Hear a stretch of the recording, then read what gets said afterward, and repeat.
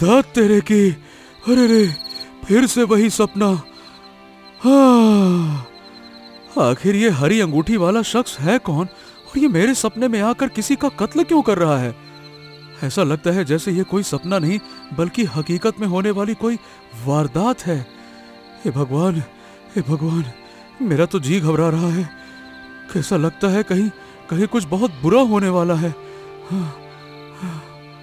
खेमा उठकर बैठता है और अपने पास सो रही छोटी बहन रानी को देखता है। रानी तेज बुखार में तड़प रही थी।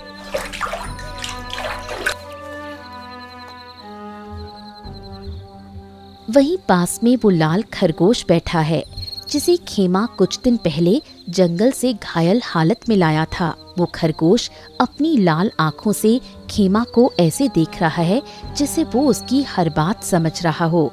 अरे बस बस बस बस बस बस, घबरा मत रानी, घबरा मत, तुझे कुछ नहीं होने दूंगा। क्या बताऊं, तेरी ये हालत मुझसे देखी नहीं जा रही। बस बस सुबह होने का इंतजार कर। मैं बाजार जाकर सारी चूड़ियां बेच दूंगा और तेरे लिए शहर के सबसे बड़े वैद्य से दवा लेकर आऊंगा। हाँ, तू ठीक हो जाएगी बहना, फिर हम पहले की तरह खेलेंगे। हाँ, बस हिम्मत रख, हिम्मत रख।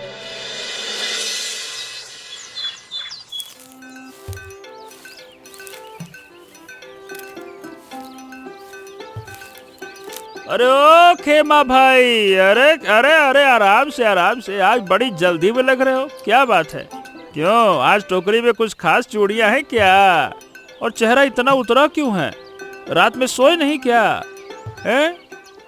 अरे भीमा, क्या बताऊं यार, रात भर वही अजीबो गरीब सपने पीछा करते रहे और ऊपर से रानी की तबीयत भी बहुत बिगड़ गई है। आज अगर चूड़ियां नहीं बिकी तो उसके लिए दवा लाना मुश्किल हो जाएगा। बस यही चिंता खाए जा रही है। चल तू फिक्र मत कर। आज क्या है, बाजार में बहुत भीड़ रहने वाली है, तेरा सारा माल बिक जाएगा, है ना? चिंता मत कर। और हाँ, रही बात सपनों की, तो अब खाली पेट सोने से अक्सर ऐसे ख्याल आते ही रहते हैं, तो इन बातों को दिमाग से निकाल दे और काम पे ध्यान दे, ठीक है? चल जा जा, मन लगा के अपनी चूड़ियां बेच।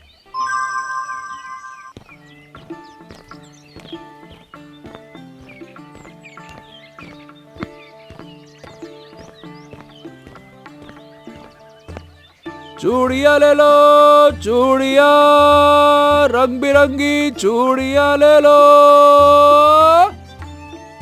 बाजार पहुंचते ही खेमा एक पेड़ के नीचे अपनी चूड़ियां सजाता है। तभी वहां उस इलाके का सबसे दबंग और जालिम अमीर सेठ आता है। उसके पीछे दो लठैत भी चल रहे थे। खेमा को देखते ही सेठ के चेहरे पर नफरत फैल गई।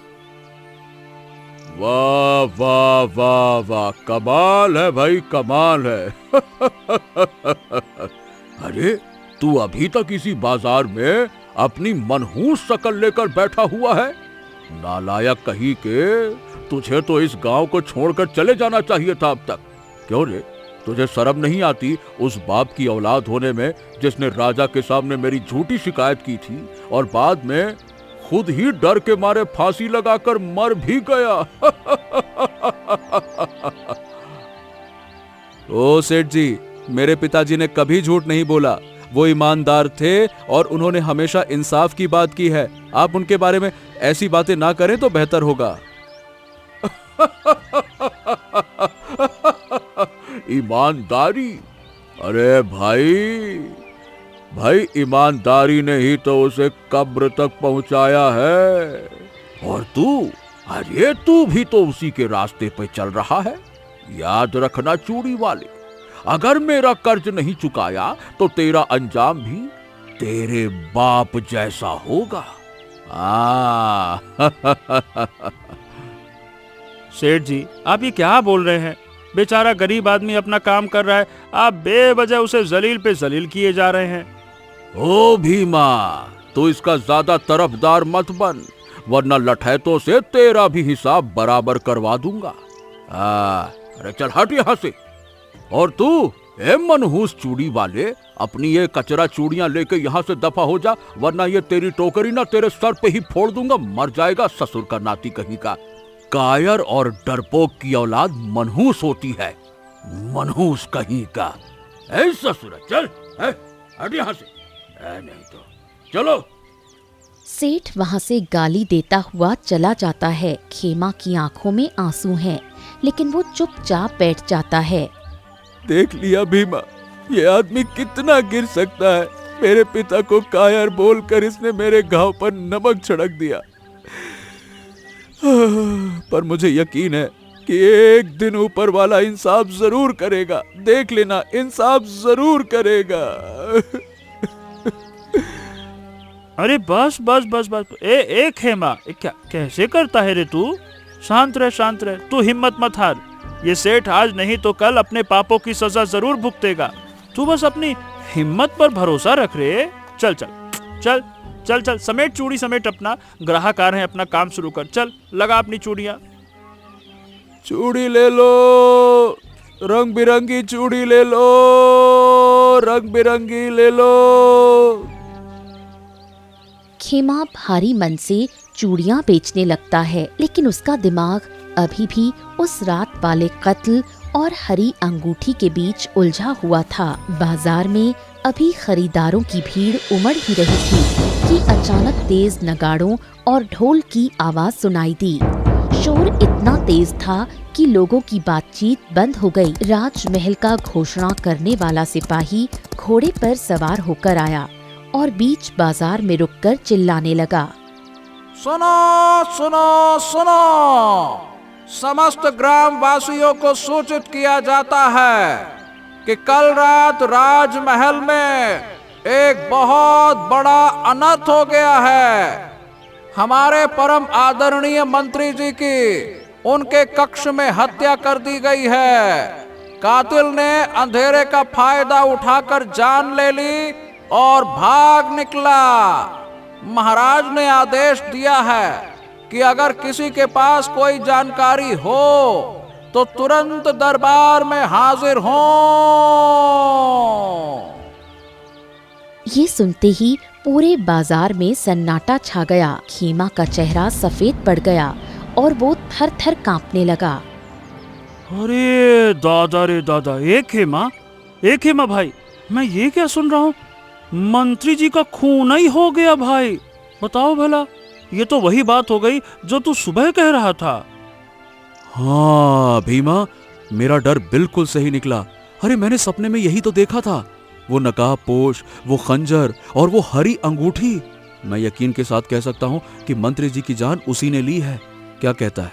मुझे महाराज के पास अभी जाना चाहिए, है ना? अरे तू पागल वागल हो गया है क्या? तेरा दिमाग ठीक है? राजा के पास जाएगा तू? वो राजा है, राजा। अगर उसने तुझे ही कातिल समझ लिया या सबूत मांगा तो क्या देगा कि तू कातिल नहीं है, बता? बड़ा आया चूड़ी वाला चला जासूस बनने। ए भाई, तू शांति से अपना काम कर, चुपचाप बैठ यहाँ, अपनी बहन के बारे में सोच। नहीं तो। नहीं नहीं नहीं नहीं नहीं भीमा, मैं चुप नहीं बैठ सकता। एक निर्दोष की जान गई है और कातिल खुलेआम घूम रहा है। अगर मेरे सपने में भगवान ने मुझे यह दिखाया है ना, तो इसका कोई ना कोई तो मतलब है। मैं जा रहा हूं भीमा, चाहे अब जो कुछ भी हो जाए। हाँ।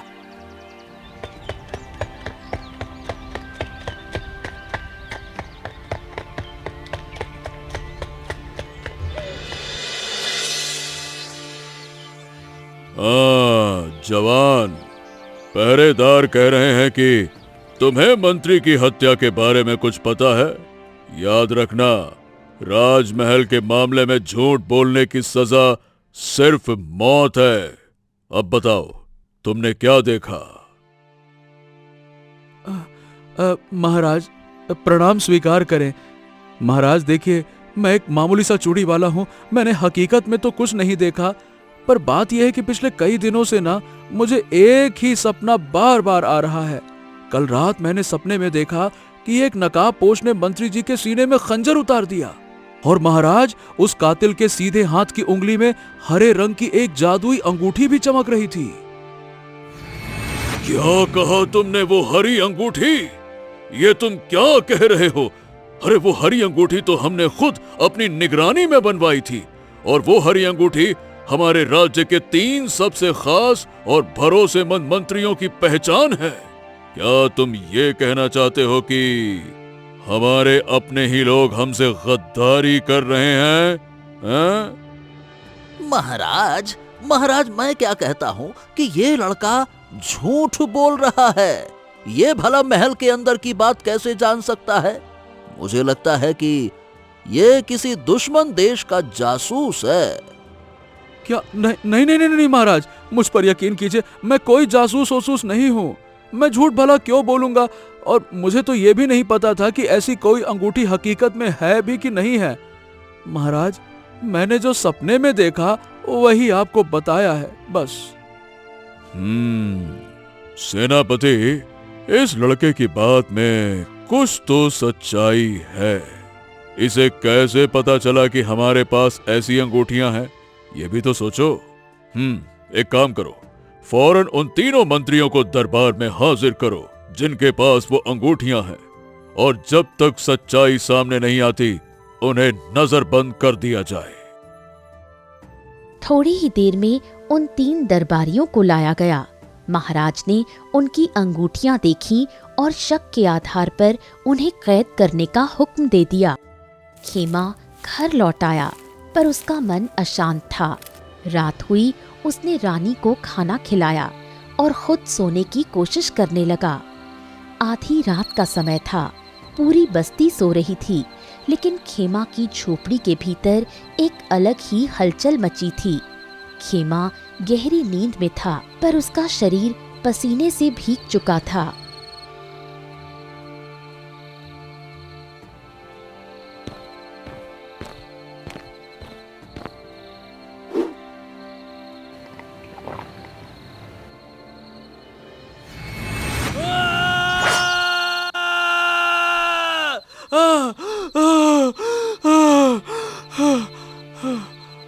भैया, क्या हुआ भैया?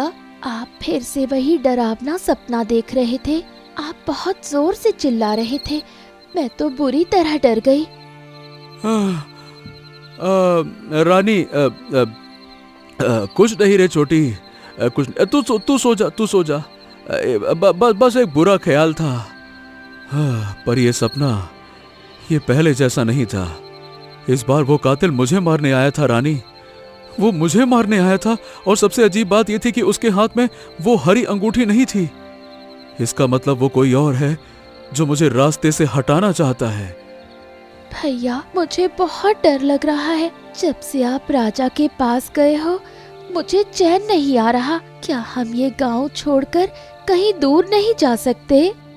अब भागने का वक्त निकल चुका है रानी। अगर मैं अब भागा ना तो राजा के सैनिक मुझे ही अपराधी मान लेंगे। खैर, तू फिक्र मत कर, मैं सुबह होते ही महाराज के पास जाऊंगा। मुझे उन्हें बताना होगा कि असली खतरा अभी टला नहीं है। महाराज की जय हो, महाराज की जय हो। महाराज, मुझे माफ करें कि मैं फिर से आपके सामने हाजिर हुआ हूं, लेकिन मामला बहुत गंभीर है। महाराज, कल रात मुझे फिर से सपना आया, और इस बार वो सपना पहले से भी ज्यादा खतरनाक था। ओहो, फिर से वही सपना, फिर से? देखो चूड़ी वाले, तुम्हारी बात मानकर मैंने अपने 3 सबसे खास मंत्रियों को कैद खाने में डलवा दिया है। अब पूरा दरबार मेरे खिलाफ खड़ा हो गया है कि मैंने एक मामूली से लड़के के सपने के आधार पर इतना बड़ा फैसला कैसे ले लिया। अब तुम फिर से क्या ये नई नौटंकी या फिर नया सपना लेकर आए हो? बताओ, क्या है सपना तुम्हारा? महाराज, क्षमा चाहता हूं, लेकिन बात यह है कि आपसे अकेले में बात करना चाहता हूं, क्योंकि मैं आपके अलावा किसी और पर भरोसा नहीं कर सकता हूं। माफ कीजिएगा। महाराज खेमा की बात मानकर खेमा को अकेले में बात करने के लिए ले जाते हैं। महाराज, महाराज, मेरी बात पर यकीन कीजिए। कल रात मैंने सपने में अपनी ही मौत देखी है। एक नकाबपोश मुझे मारने आया था, लेकिन पता है, इस बार उसके हाथ में वो हरी अंगूठी नहीं थी महाराज। इसका मतलब साफ है महाराज कि जिन 3 लोगों को आपने पकड़ा है ना, उनमें से कोई भी कातिल नहीं है। असली गुनहगार कोई और ही है जो बिना अंगूठी के घूम रहा है। और महाराज वो मुझे अब मुझे वो मारना चाहता है ताकि राज दफन हो जाए, सच सामने ना आए। नहीं नहीं नहीं नहीं नहीं नहीं नहीं नहीं नहीं नहीं चूड़ी वाले, अब मैं तुम्हारी बातों पर कोई विश्वास नहीं कर सकता। एक बेगुनाह मंत्री पहले ही मर चुका है और 3 को हमने तुम्हारी वजह से कैद में डाल रखा है। और अगर इस बार तुम्हारी बात गलत निकली तो मैं खुद तुम्हें मौत की सजा दूंगा। महाराज मैं क्या बताऊं, अगर मैं झूठ बोल रहा हूं ना तो आप मुझे अभी इसी वक्त फांसी पे चढ़ा दीजिए। पर मेरी विनती है, आज रात के लिए मेरी सुरक्षा का इंतजाम कर दीजिए। अगर वो कातिल मुझे मारने आया तो आप उसे रंगे हाथों पकड़ भी तो सकेंगे ना, ये भी तो सोचिए। ठीक है, अगर तुम सच कह रहे हो तो आज रात दूध का दूध और पानी का पानी हो जाएगा। आज रात खेमा की झोपड़ी के चारों तरफ हमारे सबसे काबिल गुप्त सैनिकों का पहरा होगा। और हाँ, कोई भी सैनिक वर्दी में नहीं होगा, तभी हम उस कातिल को जाल में फंसा पाएंगे। हाँ, शुक्रिया महाराज, शुक्रिया महाराज जो आपने मुझ पर भरोसा किया। शुक्रिया शुक्रिया। शाम ढल चुकी थी और बस्ती में सन्नाटा छाने लगा था। खेमा अपनी झोपड़ी पहुंचा और रानी को खिला पिलाकर सुला दिया। उसने चिराग बुझा दिया और अंधेरे में बैठकर दरवाजे की ओर ताकने लगा। बाहर राजा के गुप्त सैनिक पेड़ों और झाड़ियों के पीछे घात लगाकर बैठे थे। हर आहट पर खेमा का दिल जोर जोर से धड़क रहा था। हाँ, हाँ, आज की रात मेरी जिंदगी की सबसे लंबी रात होने वाली है। क्या वो सच में आएगा? क्या महाराज के सैनिक उसे पकड़ पाएंगे? पता नहीं। हे भगवान, बस मेरी रक्षा करना।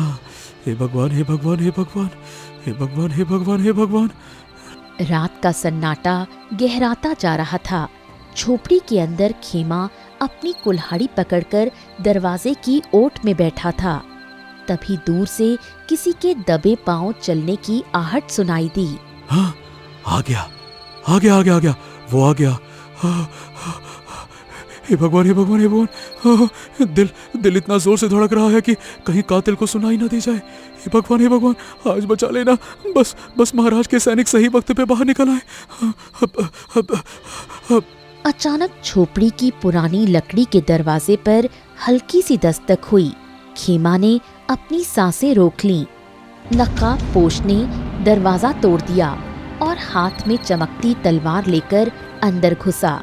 जैसे ही उसने खेमा पर वार करने के लिए हाथ उठाया, उसी पल चारों तरफ से राजा के गुप्त सैनिक झोपड़ी के अंदर और बाहर से टूट पड़े। नकाब पोश चारों तरफ से घिर गया। सैनिकों ने अपनी तलवारें उसकी गर्दन पर टिका दी। रुक जाओ, तलवार फेंक दो अपनी, वरना अभी तुम्हारा सर धड़ से अलग कर दूंगा। बहुत चालाक समझते थे खुद को, लेकिन इस गरीब चूड़ी वाले के सपने ने तुम्हारा खेल बिगाड़ दिया है। अरे ये तो धोखा है। तुम लोग यहाँ कैसे? अरे धोखा तो तुमने महाराज के साथ किया है। सैनिकों, इसका नकाब हटाओ, देखो तो सही कौन है ये गद्दार जो अंधेरे में शिकार करता है। जैसे ही एक सैनिक ने नकाब खींचा, खेमा की आंखें फटी की फटी रह गईं।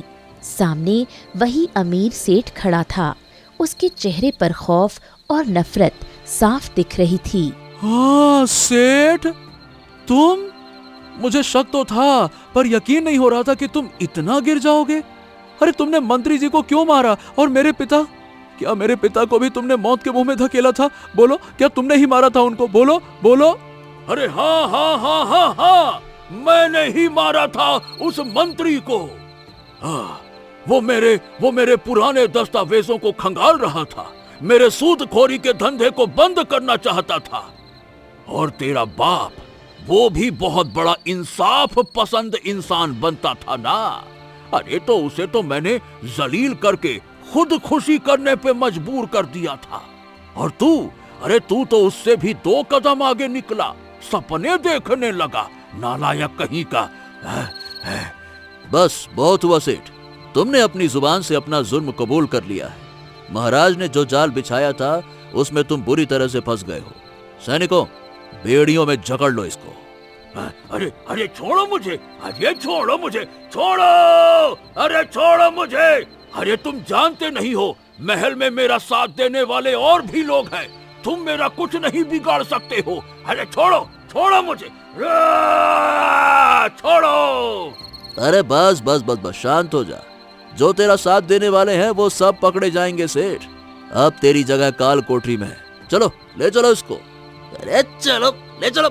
सैनिक सेठ को घसीटते हुए ले जाने लगे। खेमा वहीं जमीन पर बैठ गया। उसका शरीर अभी भी कांप रहा था, पर मन में एक सुकून था कि उसके पिता का अपराधी पकड़ा गया। तभी सेनापति ने खेमा के कंधे पर हाथ रखा। हिम्मत मत हारना जवान। तूने आज ना सिर्फ अपनी जान बचाई है, बल्कि राज्य को एक बहुत बड़े दुश्मन से भी बचाया है। कल सुबह महाराज तेरा इंतजार करेंगे। हाँ, शुक्रिया सेनापति जी, पर मुझे डर लग रहा है कि ये सब खत्म हुआ है या फिर अभी और भी बाकी है। सेनापति तो चला गया, लेकिन खेमा अभी भी बहुत परेशान था। हाँ, शायद अब ठीक हो जाएगा। हाँ, लेकिन वो लाल खरगोश, अरे वो कहाँ चला गया? आज तो दिन भर वो कहीं दिखा ही नहीं। खेमा लाल खरगोश को ढूंढने के लिए फौरन बाहर भागता है। रात के अंधेरे में वो बहुत देर तक खरगोश को ढूंढता है, लेकिन वो उसे कहीं नहीं मिलता। खेमा थक हार कर घर आ जाता है और सोने की कोशिश करने लगता है। अगली सुबह की धूप खेमा की झोपड़ी पर एक नई उम्मीद बनकर बिखरी। खेमा राज दरबार पहुंचा। राज दरबार में कोई खौफ नहीं था, बल्कि महाराज की आंखों में खेमा के लिए सम्मान था। खेमा, आज इस राज्य का राजा एक चूड़ी वाले के आगे अपना सर झुकाता है। हमने तुझ पर शक किया, तुझे डराया, पर तूने अपनी जान जोखिम में डालकर गद्दारों का पर्दाफाश किया। उस सेठ ने न सिर्फ मंत्री की हत्या की, बल्कि तेरे पिता के साथ भी अन्याय किया था। आज उसे और उसके साथियों को उम्र कैद की सजा दी जाती है। और महाराज, मुझे इनाम नहीं चाहिए, बस मेरे पिता का नाम साफ हो गया, मेरे लिए यही सबसे बड़ी दौलत है। अब लोग कम से कम उन्हें कायर तो नहीं कहेंगे, डरपोक नहीं कहेंगे।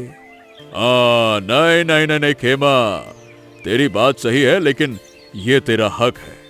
आज से तो इस राज दरबार का विशेष सलाहकार नियुक्त किया जाता है। तू और तेरी बहन अब इस टूटी झोपड़ी में नहीं रहेंगे, बल्कि राजमहल के करीब एक आलीशान भवन में रहेंगे। खेमा रात को अपने बिस्तर पर सोने की कोशिश करता है। आज उसके चेहरे पर खुशी और दुख था। खुशी इस बात की कि उसके पिता बेगुनाह साबित हुए और अब खेमा और उसकी बहन का जीवन अच्छा गुजरेगा। लेकिन दुख इस बात का था कि उसका लाल खरगोश उसके साथ नहीं था। ये सोचते सोचते खेमा को नींद आ गई। खेमा, ओ खेमा, मेरा काम पूरा हुआ। मैं सिर्फ तब तक के लिए आया था जब तक तुझे इंसाफ न मिल जाए। अब तू सुरक्षित है, तेरा परिवार खुश है। अब मेरा जाने का वक्त आ गया है। अपनी सच्चाई और ईमानदारी को कभी मत छोड़ना। अरे रुको रुको भाई, रुको भाई, मुझे छोड़कर मत जाओ। तुमने मेरी जिंदगी बदल दी, कम से कम शुक्रिया तो कहने दो। रुको रुको, हाँ रुको। हाँ, तो तुम कोई साधारण जीव नहीं थे, तुम मेरे पिता का आशीर्वाद थे। शुक्रिया मेरे दोस्त, तुम्हारी ये लाल आंखें और वो चमक हमेशा मुझे याद रहेगी। रानी बाहर आई और उसने खेमा का हाथ थाम लिया। दोनों भाई बहन रात को आसमान देख रहे थे। खेमा को समझ आ गया था कि वो लाल खरगोश उसकी जिंदगी में एक मकसद बनकर आया था और वो मकसद अब पूरा हो चुका है। खेमा की आंखों से खुशी के 2 आंसू टपक पड़े, जिसमें अब डर नहीं बल्कि एक सुकून भरा भविष्य चमक रहा था।